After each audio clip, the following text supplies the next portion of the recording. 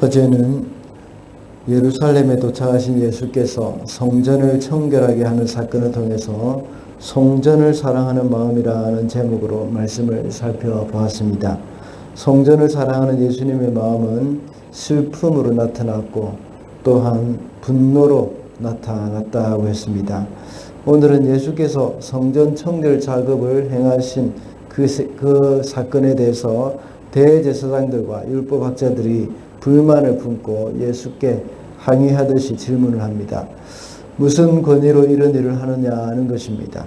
그러자 예수께서는 되묻기를 요한의 세례가 하늘로부터냐 아니면 사람으로부터냐고 되물었습니다. 그러나 그들은 대답하지 못했습니다.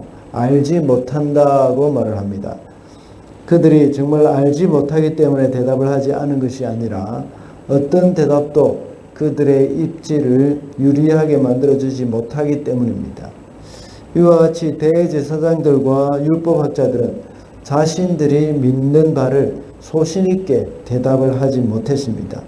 그들 속에 진리가 없기 때문입니다. 그들은 진리를 기준으로 해서 판단하지 않았기 때문입니다.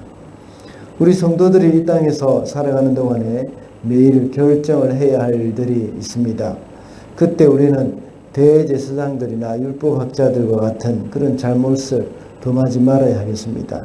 그래서 오늘은 사리 판단의 기준이라는 제목으로 말씀을 살펴보겠습니다. 첫째로 자신의 입지가 사리 판단의 기준이 되어서는 안 되는 사람이 있습니다. 5절에 보면 그들은 자기들끼리 의논하면서 말했다. 하늘에서 났다 하고 말하면 어찌하여 그를 믿지 않았느냐고 할 것이요. 예수님께서 대제사장들과 율법학자들에게 요한의 세례에 대해서 물으셨을 때에 그들은 알지 못한다고 했습니다. 이렇게 대답을 한 이유는 하늘로부터 났다고 할 경우에 하늘로부터 났다면 어째서 너희들은 그를 믿지 않았냐고 말할 것이라는 겁니다. 그들의 판단 기준은 이렇게 말을 할 경우에 자신의 입지가 좁아질 것인지 넓어질 것인지를 계산하고 있는 겁니다.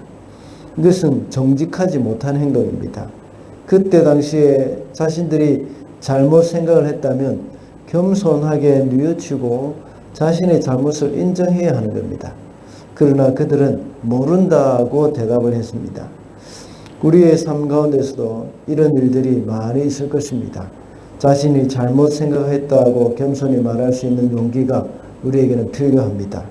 그때 내가 잘못 판단했다는 것을 인정하고 돌이키고 고치면 되는 겁니다. 우리의 체면이나 자존심 때문에 진리를 거부하는 경우도 참 많이 있습니다. 특히 가정에서 자녀들과 대화를 하면서 이 부모는 쉽게 자신의 잘못을 인정하지 못하기도 합니다.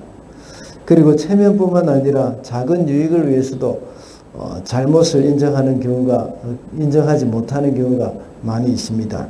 일이나 비즈니스에 있어서도 역시 자신의 유익이 결정의 기준이 된다면 믿지 않는 사람들이나 다를 바가 없을 것입니다.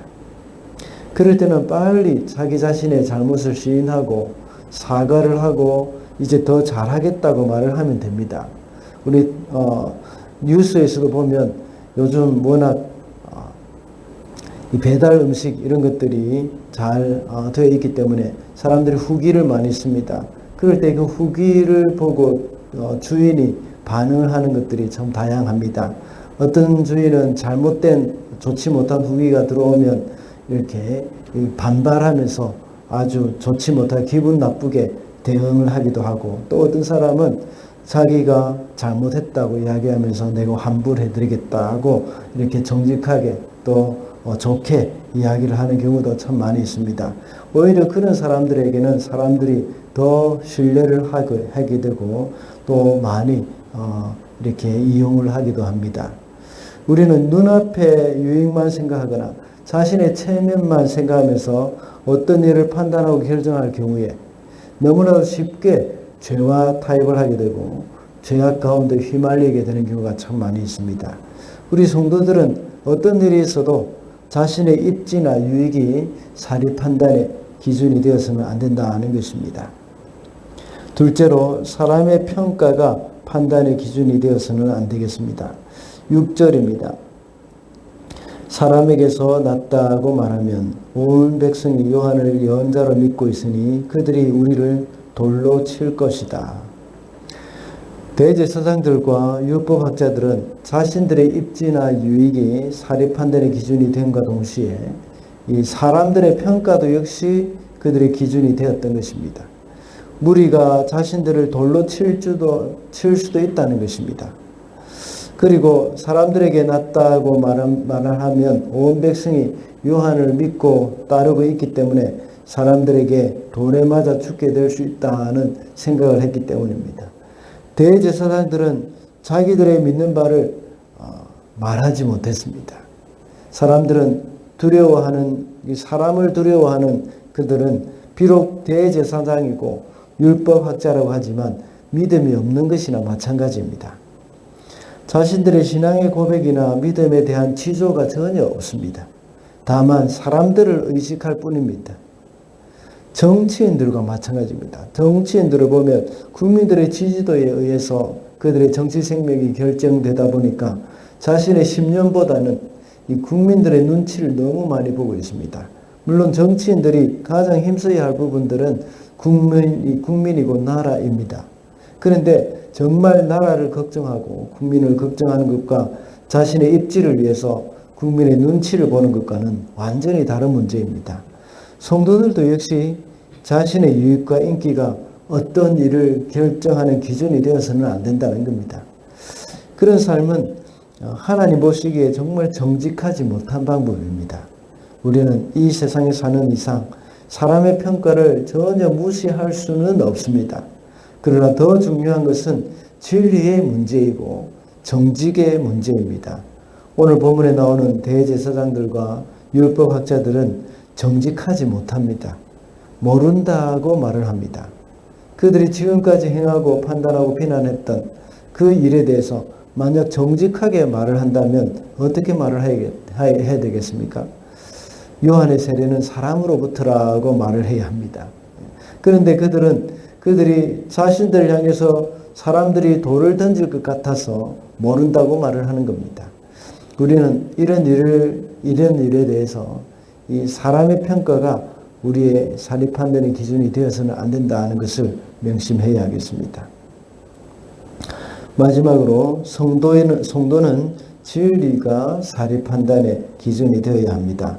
3절과 4절입니다. 예수께서 그들에게 대답하셨다. 나도 너희에게 한 가지 물어보겠으니 나에게 대답해 보아라. 요한의 세례가 하늘에서 난 것이냐 사람에게서 난 것이냐. 예수께서 이 사람들에게 세례 요한의 이야기를 한 이유가 무엇일까요? 물론 예수님이 이런 질문에 대해서 대제사장들과 율법학자들이 올바로 대답을 하지 못할 것이라는 것을 알고 계셨을 것입니다. 그러나 예수께서 대제사장들과 율법학자들의 질문을 피하기 위해서가 아니라 정말 올바른 대답을 가르쳐 주기를 원하신 것입니다. 예수님의 이런 신적인 권위는 세례 요한으로부터 세례를 받았을 때 나타났습니다. 그리고 세례 요한의 세례로 인해서 예수님의 공생애가 시작이 되었습니다. 예수님의 메시아로서의 권위는 세례 요한의 세례와 밀접한 관계가 있는 겁니다. 이렇게 예수님은 진리대로 말씀하기를 원하셨습니다. 그런데 그 대답의 과정에서 그것을 부정할 경우에는 더 이상 설명할 의미가 없습니다. 보통 복음을 전하면서 구원 상담을 할 때에 계속해서 복음을 설명해 나갑니다. 그런데 어느 한 시점에서 더 이상 진도를 나가지 못할 때가 있습니다. 그것이 언제입니까? 그것은 그 사람이 자신이 죄인이라고 인정하지 않을 때입니다. 그때는 더 이상 진도를 나갈 수가 없습니다. 진도를 나가봐야 의미가 없는 겁니다. 그러나 자신이 죄인임을 인정할 경우에는 계속해서 복음을 설명하고 영접까지 할 수 있도록 도와주는 겁니다.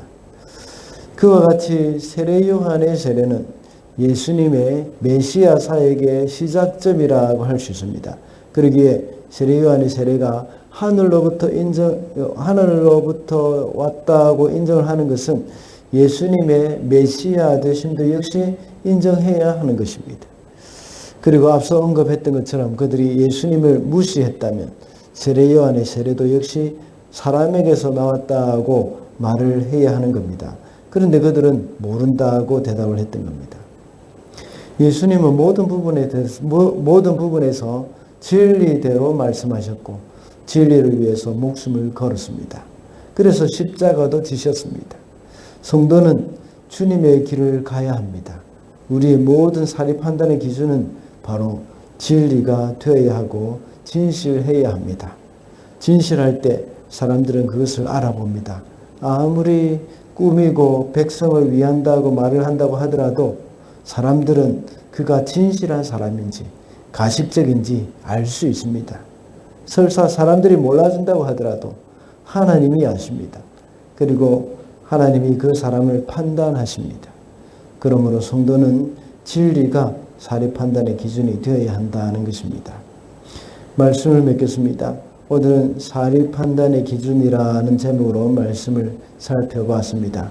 자신의 입지나 유익이 아니고 또 사람의 평가가 아니라 성도는 진리가 사리 판단의 기준이 되어야 하겠습니다. 오늘도 진리가 우리 속에 있게 하고 항상 진실된 삶을 살아가는 저와 여러분이 되시기를 바랍니다.